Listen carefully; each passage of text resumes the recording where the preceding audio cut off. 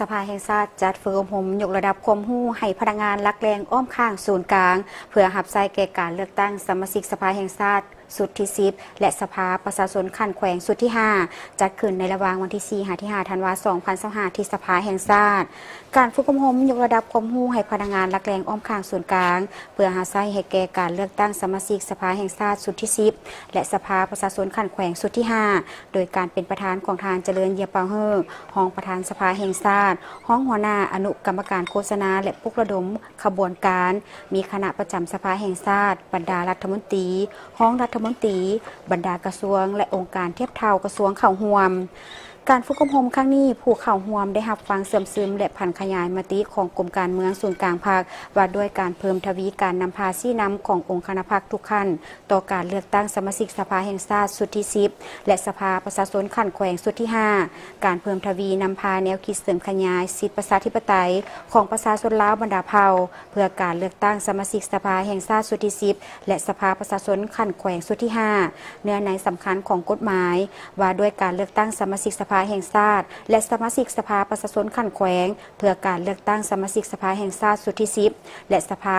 ประชาชนขั้นแขวงสุดที่5การจัดตั้งปฏิบัติแผนดำเนินงานของคณะกรรมการเลือกตั้งระดับชาติเพื่อการเลือกตั้งสมาชิกสภาแห่งชาติสุดที่10และสภาประชาชนขั้นแขวงสุดที่5เอกสารคำถามคำตอบเกี่ยวกับการเสริมขยายสิทธิจะเป็นเจ้าของประชาชนลาวบรรดาเผ่า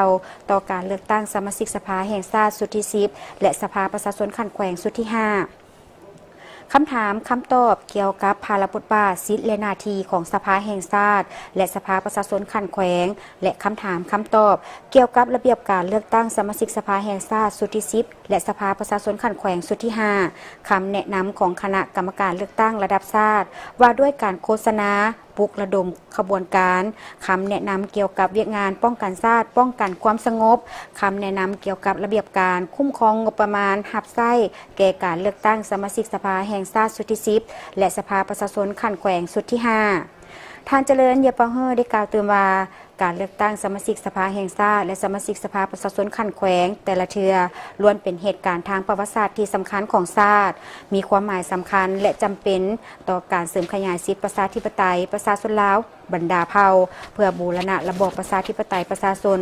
ปรับปรุงระบบอำนาจแห่งรัฐให้มีความเข้มแข็งซึ่งการเลือกตั้งสมาชิกสภาแห่งชาติสุดที่10และสมาชิกสภาประชาชนขั้นแขวงสุดที่5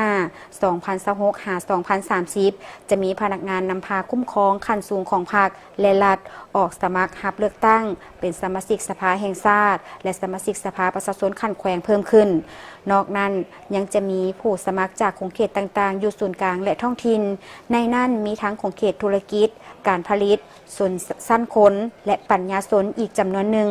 ฉะนั้นการเพิ่มทวีการนำพาชี้นำอย่างใกล้ชิดติดแท้ตัวจริงขององค์คณะพรรคทุกขั้นต่อการเลือกตั้งสมาชิกสภาแห่งชาติสุดที่10และสมาชิกสภาประชาชนขั้นแขวงสุดที่5จึงมีความสำคัญและจำเป็นอย่างยิ่งเพื่อเหตุให้การเลือกตั้งครั้งนี้บรรลุผลสำเร็จตามจุดหมายระดับคาดหมาย